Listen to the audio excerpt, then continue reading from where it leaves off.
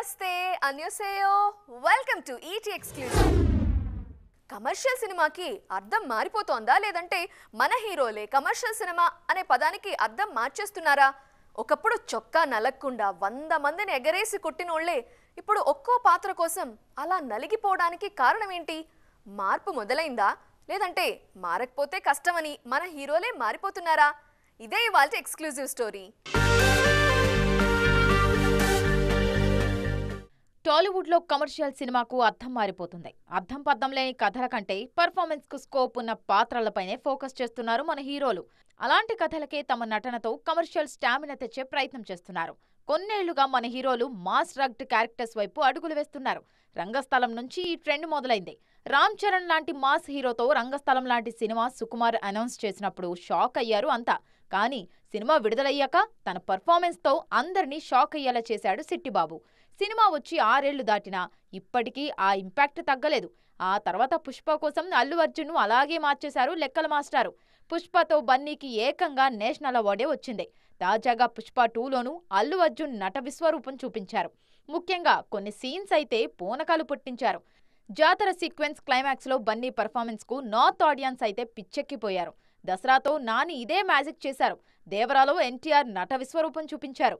దేవరాకు negative talk వచ్చినా కూడా cinema block buster అయిందంటే కారణం తారక్ నటనే. ఇక ఫలితంతో పని లేకుండా గేమ్ చేంజర్లోని అప్పన్న పాత్రతో రామ్ చరణ్ విమర్శకుల ప్రశంసలు పొందారు. తాజాగా శ్రీకాంత్ ఓదెలతో చిరు ఇలాంటి మాస్ సినిమానే అనౌన్స్ చేశారు.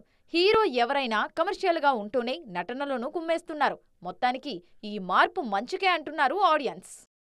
కొత్తగా ట్రై చేస్తే నీకు అవసరమా అంటున్నారు. డిఫరెంట్గా ప్రయత్నిస్తే నీకెందుకు అంటున్నారు. పోనీ కమర్షియల్ సినిమాలు చేస్తేనేమో ఎప్పుడు అవేనా అంటున్నారు. అందుకే ప్రయోగాలకి గుడ్ బై చెప్పి తనకేదైతే కలిసొచ్చిందో తనని ఎలా అయితే చూడాలనుకుంటున్నారో అలాంటి సినిమాతో వస్తున్నారు. మరి రవితేజ మాస్ జాతర ఎలా ఉండబోతోంది?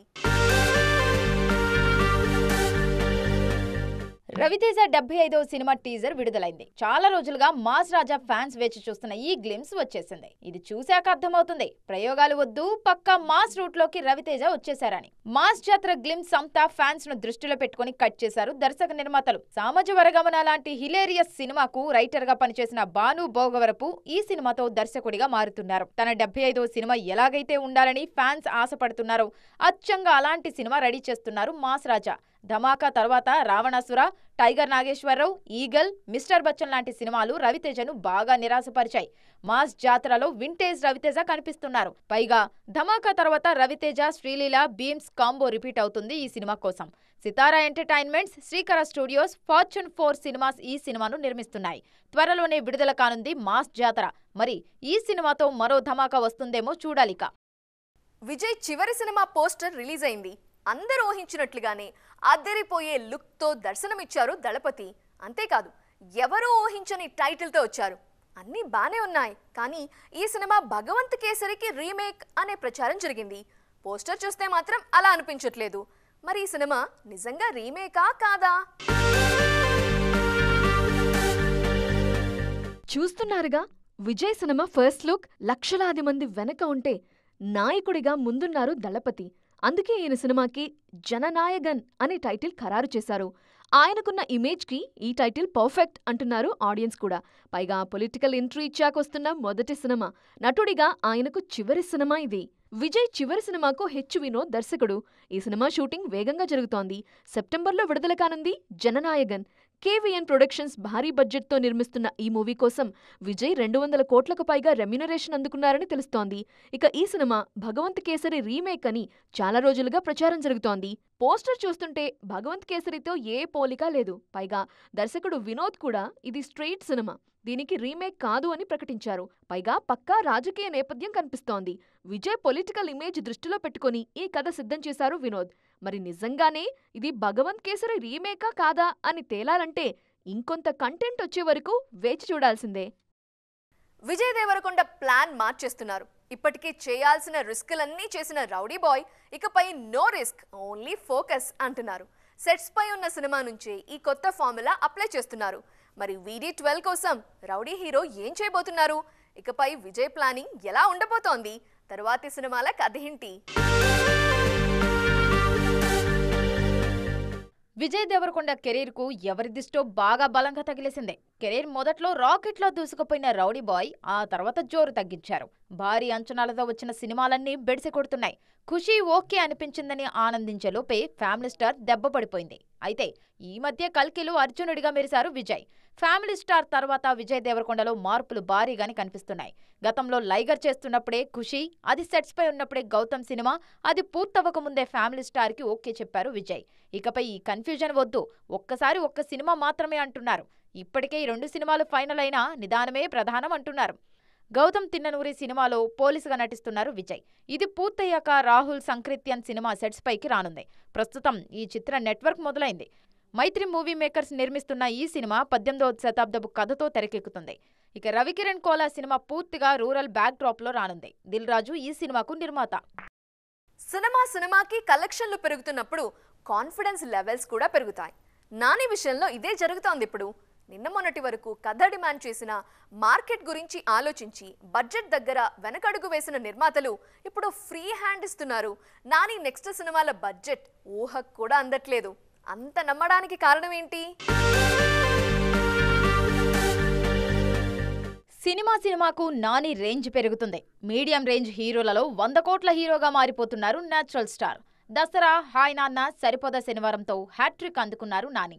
దాంతో నిర్మాతల్లో బడ్జెట్ భయాలు మెల్లగా తగ్గిపోతున్నాయి. ప్రస్తుతం సొంత నిర్మాణంలో చేస్తున్న హిట్ 3 కోసం దాదాపు 70 కోట్లు ఖర్చు పెడుతున్నారు నాని. నాని తర్వాతి సినిమాల బడ్జెట్ కూడా భారీగానే ఉండబోతోంది.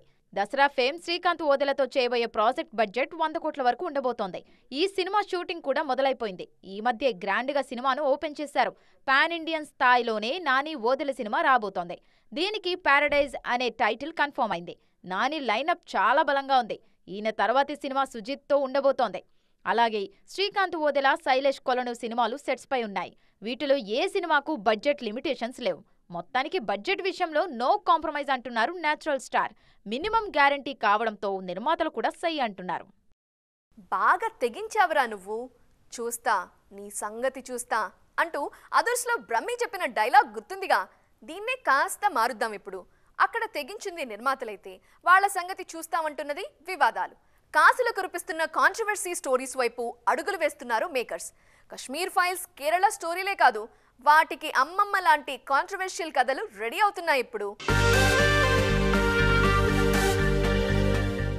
3 ఏళ్ల కింద వచ్చిన కాశ్మీర్ ఫైల్స్ తర్వాత ఇండియాలో వివాదాస్పద సినిమాలకు డిమాండ్ పెరిగింది. కేరళ స్టోరీతో వాటికి మరింత ఊపొచ్చింది. ఇదే తరహాలో the diary of west Bengal cinema వచ్చేస్తుంది.